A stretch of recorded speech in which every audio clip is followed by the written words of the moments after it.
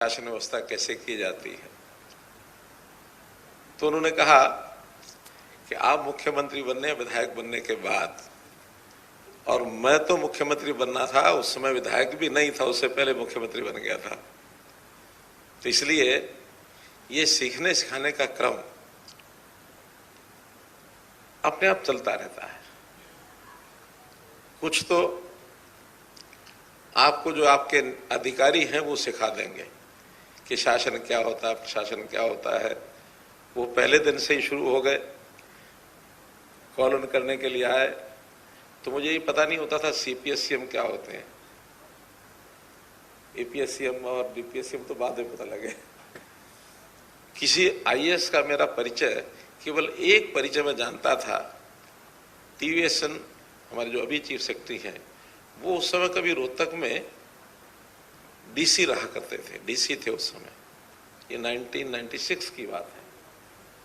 उस समय फ्लड आया रोहतक में, तो फ्लड में एडमिनिस्ट्रेशन के नाते उनके जिम्मे काम था, फ्लड के इंचार्ज के नाते से फ्लड को कैसे उसमें से रास्ता निकालना कैसे, और ऑर्गेनाइजेशन की तरफ से मेरे और ये दायित्व था कि फ्लड में लोगों की सेवा कैसे करनी और किस प्रकार से। उस समय हमारा आपस में परिचय हुआ। कुछ पता नहीं था एडमिनिस्ट्रेशन का। और मोदी जी ने कहा कि अधिकारी जो बता देंगे समझा देंगे, उसके बाद बाकी जो बचा है विषय, वो आपके जो विपक्ष के नेता हैं वो समझा देंगे कि शासन प्रशासन क्या होता है। जब आलोचनाएं होंगी, उस आलोचना में से 10 बातें ऐसी बताएंगे, आपको जानकारी लेनी पड़ेगी ये क्या है क्या नहीं है। और जब सेशंस होंगे, सत्र होगा, उसमें भी अनाप शनाप सवाल होंगे, जवाब होंगे, उसमें से एडमिशन का पता लगता है।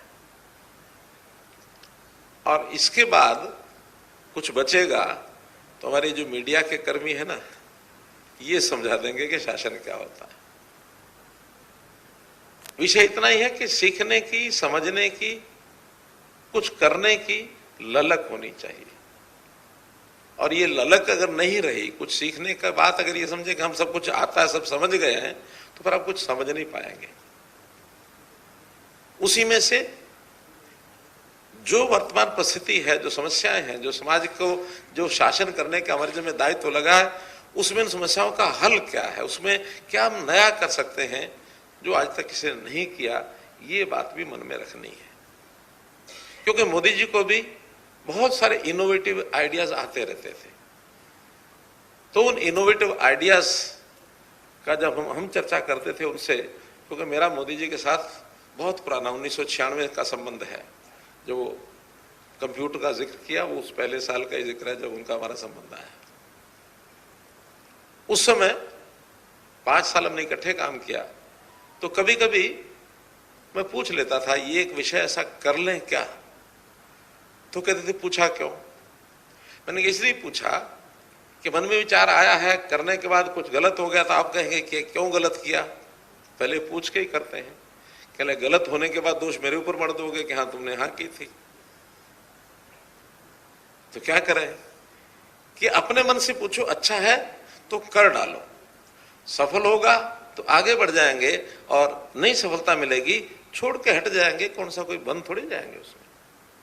लेकिन अपने आप विचार ये करना चाहिए, ये अच्छा काम है, ये ठीक काम है, समाज हित के, प्रदेश हित के, देश हित के अंतर्गत ये काम आता है। तो ऐसे विचार बहुत पहले से मन में आते थे।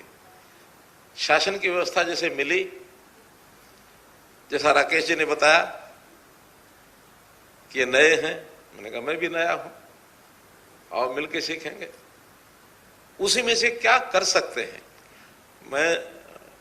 मुझे याद है लगभग 1 महीने बाद नवंबर में एक मुझे जानकारी किसी बहुत हमारे जो समर्थक थे, वेलविशर थे, उन्होंने दी कि हरियाणा में पॉलिसी पैरालिसिस है। अब हमको ये पता नहीं था कौन सी पॉलिसीज हैं, कौन सी नहीं है, पैरालिसिस है तो क्या है। हमारा अनुभव था केवल समाज की सेवा, समाज में समस्याएं क्या है इसका तो अध्ययन था, लेकिन इसको हल कैसे करना है, क्या उसकी पॉलिसीज है, क्या सरकारी सिस्टम है।